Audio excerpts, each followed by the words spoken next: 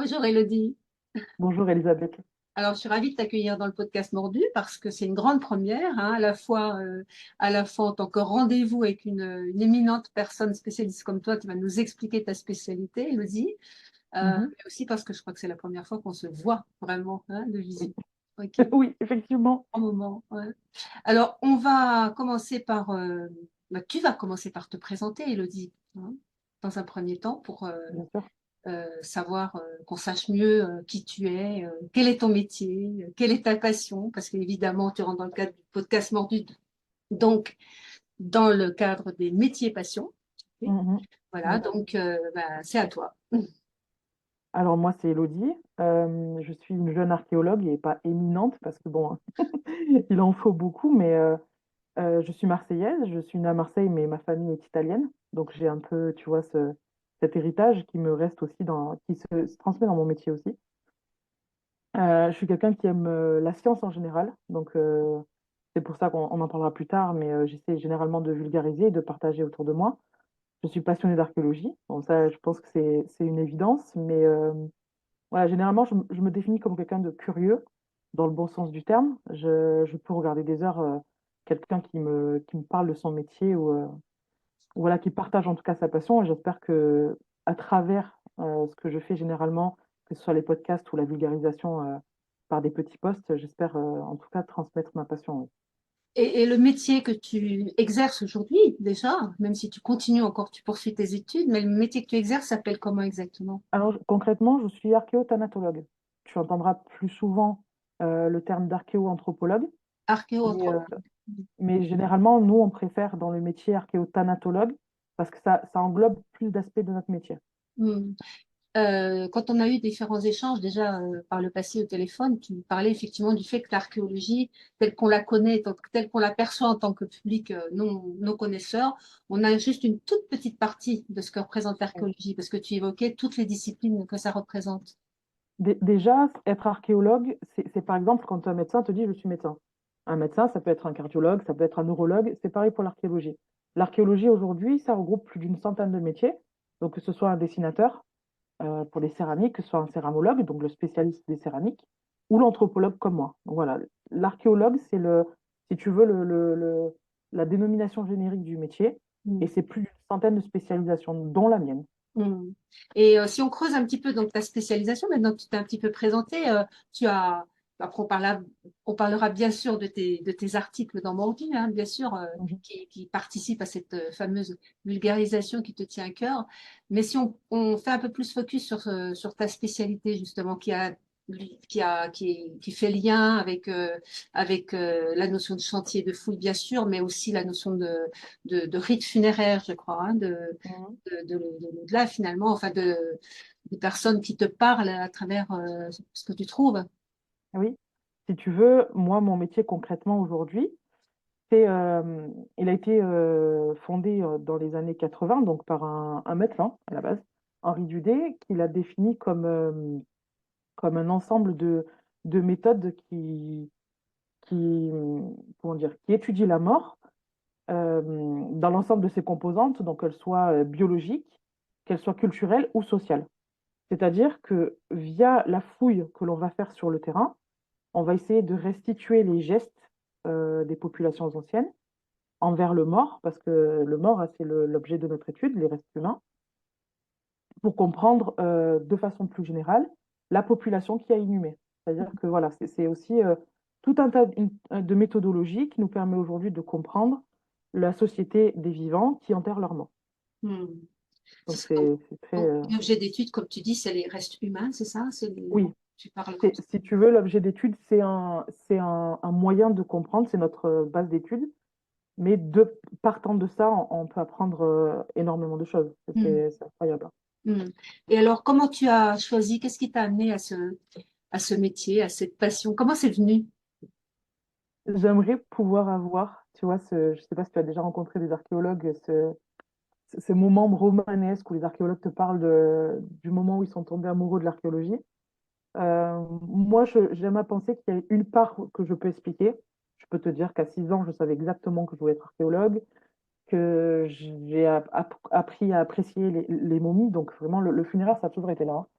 Ça me fascinait en fait de voir qu'il y avait cette volonté de perdurer dans le temps pour les morts, parce qu'il y avait une vie après, enfin, qui est totalement contraire à ce que nous, on pense aujourd'hui en France, en tout cas, de nos croyances.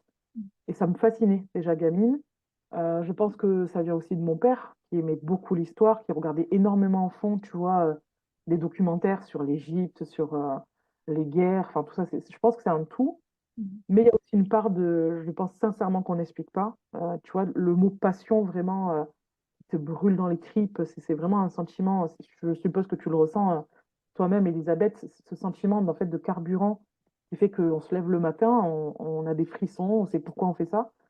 Donc je pense voilà, c'est un peu un mélange. Je peux expliquer peut-être. Et c'est aussi la sortie de Tomb Raider, malheureusement. En 96, j'avais 6 ans, donc j'ai joué au premier Tomb Raider. C'est une archéologue, je mets de gros guillemets. Voilà, je pense que c'est un tout au début qui est parti de stéréotypes du métier et qui, en grandissant aussi avec ma personnalité, hein, être archéologue, c'est des qualités. Donc la curiosité, il ne faut pas hésiter aussi à revenir sur ses acquis. Je pense que je sais qu'il y a des gens qui ont du mal aussi à se dire, bon, ben là, je ne sais pas. Moi, j'ai aucun problème avec ça. Et en archéologie, ben voilà, t'as plutôt, c'est très intéressant de savoir reconnaître qu'on ne sait pas faire quelque chose. Mais C'est pas primordial. que en archéologie. Pas Donc, que en archéologie, mais effectivement, on aime bien voilà, aussi je pense quotidien. que c'est un tout. Je ne sais pas te dire le début, la fin, mais c'est plein de petits trucs en fait qui m'ont amené à ça et qui font qu'aujourd'hui, c'est ma façon d'être à part entière, hein. Je me définis comme ça, concrètement. D'accord. C'est ce qui te définit. Et tu disais que tu étais basé, tu vis à Marseille. Et Oui. donc, c'est là que tu fais tes études. Donc, tu peux parler un petit peu de ton parcours d'études, justement, et où tu en es rendu aujourd'hui. Alors moi, j'ai un parcours assez particulier. J'ai des collègues à moi qui ont fait un parcours très LMD, donc on appelle ça licence, master, thèse. Moi, j'ai eu une licence très compliquée avec des problèmes familiaux qui m'ont amené à arrêter mes études. Ça a été longtemps, comment dire, quelque chose qui m'a pesé, tu vois, d'être plus vieille que mes collègues ou de devoir arrêter, d'avoir arrêté, d'avoir entre guillemets perdu du temps pour mon métier. Aujourd'hui, je me rends compte que c'est une force parce que j'ai mûri, parce que j'ai un mentor qui aussi qui m'a fait comprendre énormément de choses. Je pense que c'est une force parce que tu te plains moins. Tu vois, tu sais que tu as la chance de faire ce que tu fais, même si c'est un métier très précaire, on va pas se mentir. Mais chaque chose que je fais, je le fais à fond. Et puis, je me rappelle quand j'ai fait plein de métiers annexes, hein. J'ai été femme de ménage, j'ai été nounou, avec des enfants que j'ai adorés, que j'aime encore aujourd'hui. J'ai été chef-caisse, j'ai été caissière. Donc, c'est des métiers qui m'ont appris l'humilité dans le mien. Et je pense que c'est très important. Donc, j'ai un parcours assez un peu, tu vois, anguleux comme ça, mais j'ai jamais lâché. Et ça, je pense que les gens qui travaillent à côté de la faculté, je leur tire mon chapeau parce que c'est des guerriers, en fait, hein, on va pas se mentir. Donc, j'ai enfin validé le master que je rêvais de faire depuis une dizaine d'années l'année dernière. Et là, ben, je suis en train de préparer les dossiers pour pouvoir aller en thèse, qui est un chemin très laborieux aussi, tu t'en doutes. Ça dépend pas que de toi, en fait, et de tes capacités à l'oral, ça dépend d'énormément de choses. Comment la communauté scientifique accueille aussi ton sujet, qui est pas, selon chaque année, qui est pas forcément, pas le bienvenu, mais voilà, c'est pas forcément ce qu'ils recherchent. Donc voilà, en tout cas, j'essaie de rentrer en thèse, mais à côté, je fais de la recherche en attendant. D'accord. Et tu peux nous dire juste le thème ou en tout cas le nom de ton master que tu as validé et puis Alors, j'ai validé, je te cherche le nom exact, le master humanité médicale de Marseille, parcours bioarchéologie et médico-légal. d'accord. Donc, la bioarchéologie, c'est l'étude de la faune, de la flore et de l'humain. Mhm. C'est une appellation très anglo-saxonne qu'on n'utilise plus nous, mais c'est l'archéothanatologie, quoi. D'accord. Ok. Et ce vers quoi tu te diriges au niveau de ta thèse et tes recherches actuelles, tu peux nous en parler un petit peu aussi sur la Bien sûr, thématique? bien sûr. Alors moi, pour mon travail de mémoire, j'ai travaillé sur l'élaboration d'un protocole. Je ne sais pas si tu sais comment ça marche. Donc en fait, en faisant de la recherche, tu pars sur une problématique et que tu dois la tester et la valider. Pour faire ça, tu dois établir en amont un protocole que tu vas tester, et si le protocole marche, tu peux commencer à développer ta recherche. Donc moi, j'ai commencé à établir un protocole de recherche sur des collections du second âge du fer. Donc, pour te donner une ordre d'idée, c'est 5e siècle au 1er siècle avant notre ère, Mhm. à peu près, ou même un peu après, mais on a englobé, nous, un peu après. C'est des collections d'ostéologie, donc des os. Mais moi, j'ai travaillé via les rapports de fouilles que j'ai pu avoir.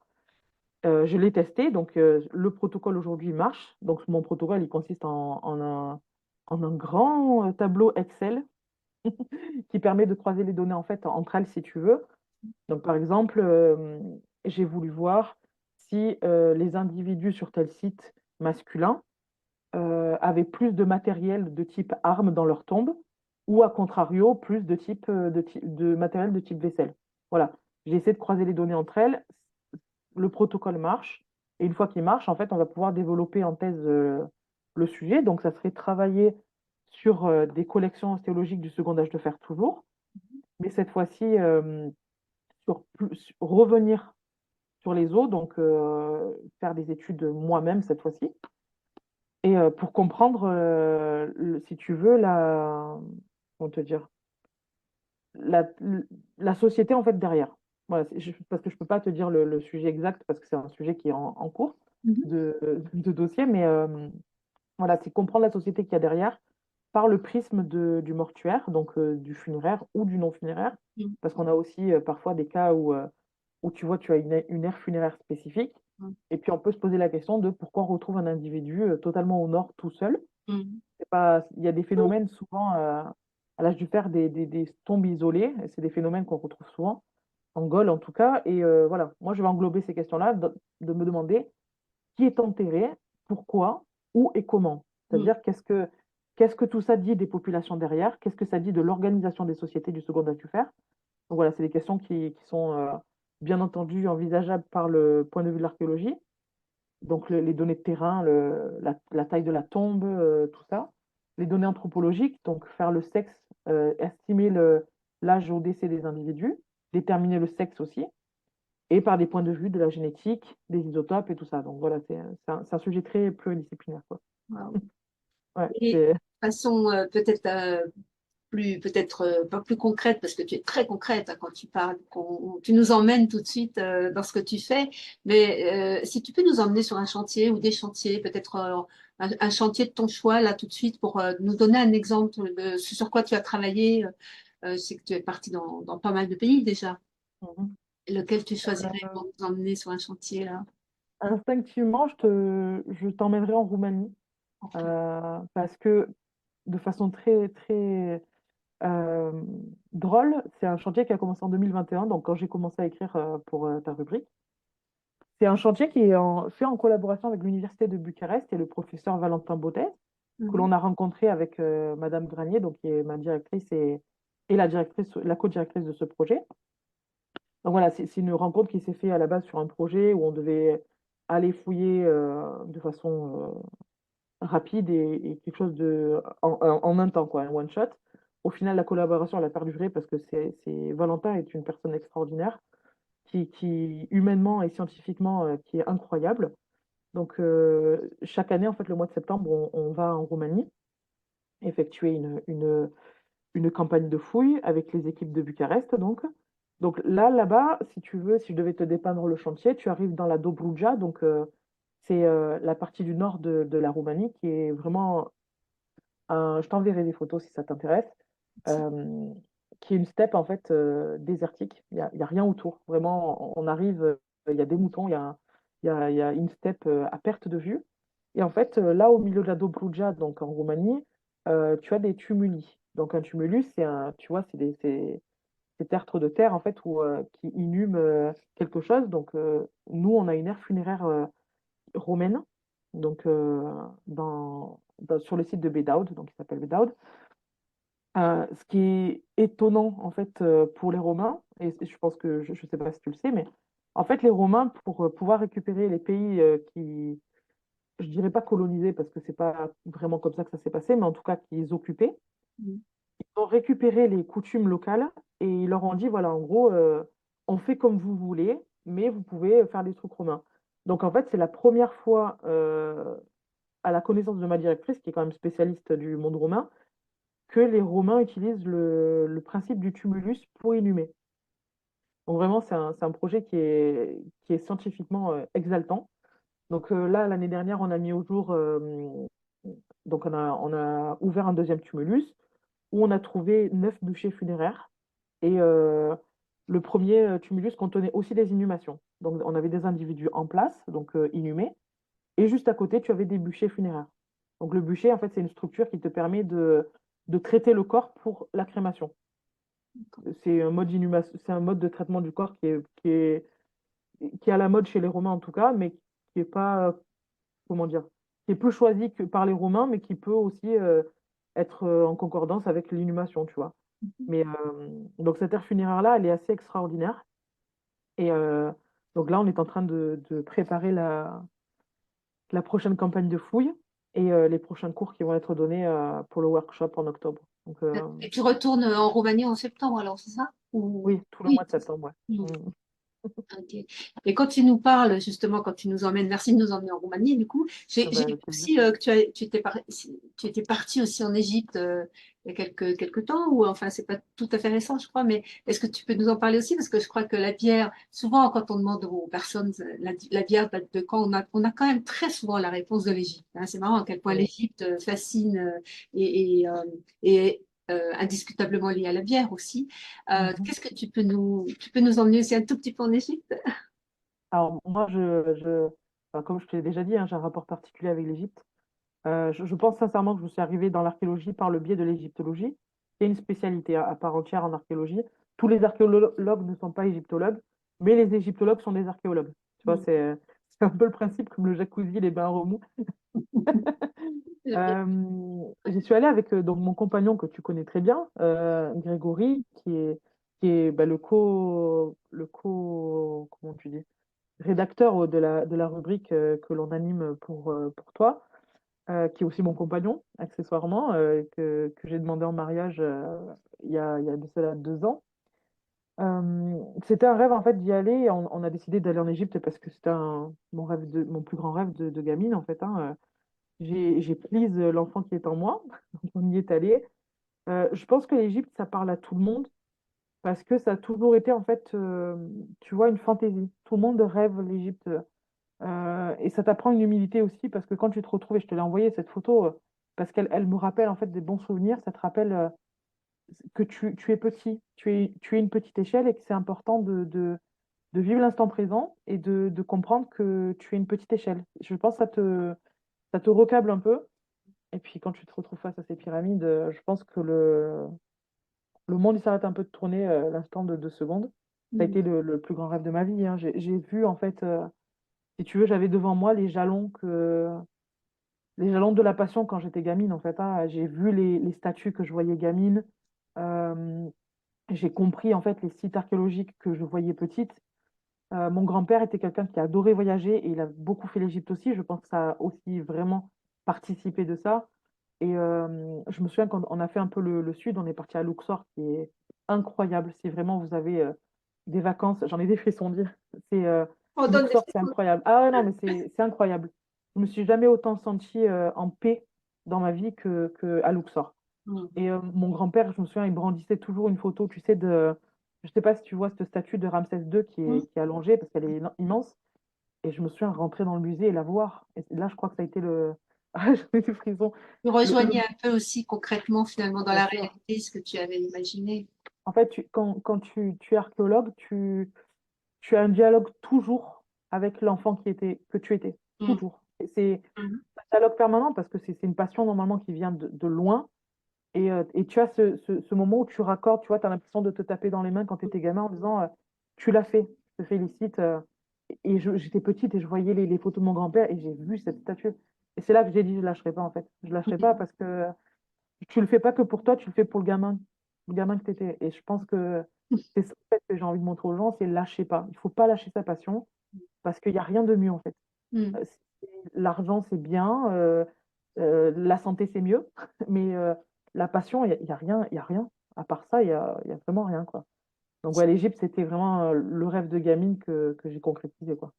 Alors, ce qui est génial, Elodie, c'est que, comme tu l'as rappelé, nous, on s'est rencontrés par l'intermédiaire donc de Greg. Et la particularité aussi de ce que tu écris dans Mordu, c'est cet univers qui est le tien. Et tu nous partages donc de façon extrêmement large hein, des sujets qui sont étonnamment présents dans Mordu pour certains. Et, mais qu'est-ce qu'ils font là? Mais oui, parce que sous le couvert et l'étiquette, ou en tout cas le titre plutôt de carnet d'histoire, hein, ce qu'on a décidé ensemble, des sujets vraiment très divers et tu nous emmènes dans plein d'endroits dans le monde. Hein. Alors, j'ai pas forcément tous les sujets que tu as écrits en tête, mais j'ai ce souvenir de cette brasserie au Rwanda où tu as réussi à Mm. évoquer cette femme extraordinaire qui a joué un rôle fantastique, Infina, je crois qu'elle s'appelle, Oui, brasserie Kweza, qui a donc créé cette brasserie, mais qui aussi joue un rôle énorme et la femme, symbolique finalement, bien sûr, avec le pays. bien sûr. En fait, si tu veux, moi, mon but dans ces articles, c'est déjà partager, comme on l'a dit plus tôt, ce qui m'anime et ce que j'aime. Parce que si, je me dis que si les personnes peuvent prendre 5 minutes pour passer un bon temps, c'est ça de gagner. Mais c'est aussi mettre, et je sais que c'est quelque chose qui te tient à cœur, mettre en avant les gens et les acteurs qui arrivent à faire quelque chose de rien, ils font quelque chose d'incroyable.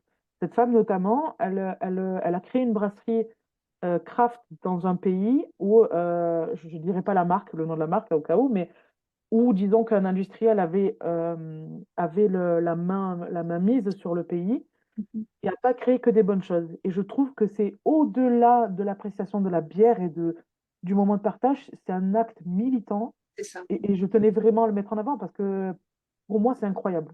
Ces Mm. femmes-là sont incroyables, et, bon, femmes ou hommes, mais c'est incroyable d'être une femme aujourd'hui et de créer cette brasserie au Rwanda. Je pouvais que écrire sur ça parce que c'est Ouais. effectivement, ça sort de mes compétences en tant qu'archéologue, mais si tu veux, c'était pas possible autrement que de ne pas en parler. Ça, Mm. c'est certain que c'est un article qui m'a beaucoup touché à faire. Effectivement, Ouais. il m'a interpellé, Et, vraiment. et je suis fière qu'il soit dans Mordu et ça m'a interpellée aussi, ça m'a fait quelque chose aussi, ce Ouais, côté militantisme dont tu parles et cette femme extraordinaire. Et puis alors, totalement différente, on a un article avec c'est 20 000 lieues sous la bière, hein, donc cette notion de sous la mer, l'archéologie sous-marine qui m'est chère évidemment, est particulièrement présente dans ma vie, ce monde sous-marin. mhm. Et toi, tu as justement partagé comment, ces découvertes archéologie sous-marine hein, qu'on imagine, on entend parler de temps en temps, mais bon, c'était vraiment génial de plonger avec toi dans ces recherches que tu as faites. Hein. Je crois que ça s'appelait, alors ça c'est encore très parlant, je pense, pour nous deux, le titre de l'invisible au visible aussi, un article Mhm. que tu as écrit récemment sur la notion enfin, l'importance de la chimie. Hein. Alors je préfère te Ouais. laisser parler sur ce sujet parce que c'est quand même très spécifique. Si tu veux, pendant des années, en fait, on a pris si on parle vraiment de la bière, on a pris le parti du contenant, c'est-à-dire la céramique. Ça paraît le plus simple, c'est logique. Mm. Les technologies ne nous permettaient pas en archéologie de pouvoir aller plus loin. À l'heure actuelle, il y a des technologies qui ont été développées depuis une trentaine d'années au niveau de tout ce qui est chimie, tu vois, des éléments. Mm. On peut faire des prélèvements au sein des céramiques et arriver à déterminer ce que le contenant contenait. Mm. Là que ça devient très intéressant. Alors, notamment, on va rejoindre un sujet que j'aimerais vraiment développer en termes de recherche, à titre personnel en tant que chercheuse. La présence, par exemple, de boissons fermentées au sein des contextes funéraires. Alors, Mm. c'est quelque chose qui n'est pas beaucoup encore traité, pour la simple et bonne raison qu'on a toujours cherché du vin. Dans les contextes romains, par exemple, tu dois bien le savoir, la bière, c'est les barbares qui les boivent. Barbares dans le sens où non romain. Bon, bah, Voilà, c'est ça un barbare, c'est quelqu'un qui n'est pas c'est ça. voilà, qui ne fait pas partie de la civitas, quoi, romain. Mais donc voilà, la chimie, elle a permis aussi ça. On s'est rendu compte en disant, ah non, non, mais ça, c'est pas du vin, c'est de la bière.